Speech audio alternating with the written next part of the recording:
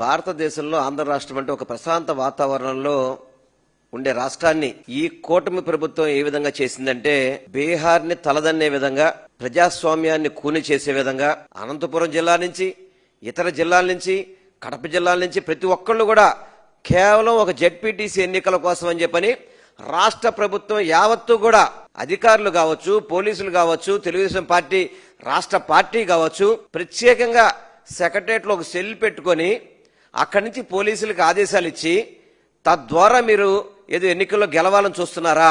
కానీ ప్రజలు మిమ్మల్ని నమ్మే పరిస్థితులు ఎవరు లేరు. అసలుకి సాక్షాత్తు ఒక MLC, BC MLC Ramesh Yadav అని చెప్పనే వ్యక్తి మీద ఆ రోజు ఎంత అరాచకంగా వాళ్ళ కార్లను నాశనం చేసి వాళ్ళ మీద హత్యా ప్రయత్నం చేయలేదా మీరు? ఎంతమంది వైఎస్ఆర్సీపీ పార్టీ నాయకుల్ని తన్నడాలు, రౌండీజం చేయడాలు, గూండాయిజం చేయడాలు, బెదిరించి పార్టీలు మార్చడాలు చేయలేదా మీరు? సాక్షాత్ ఒక డిఐజీ కోయ ప్రవీణ్ అనుకుంటాను, ఏ విధంగా మాట్లాడతారండి ఆయన?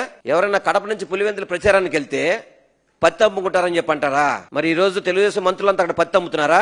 ఏమండి డిఐజీ గారు, మీరు వాళ్ళని అడగరా? మీరు వాళ్ళు పత్తి అమ్ముతున్నారా, బ్రాంతి అమ్ముతున్నారా అక్కడ కూర్చొని? ఎవరైనా ఏం మమ్మల్ని కొట్టారా, దెబ్బలు తగిలినంటే దెబ్బలు కనబట్టలేదు, అదే మీరు లేకపోతే మీరు చనిపోయేవాళ్ళు.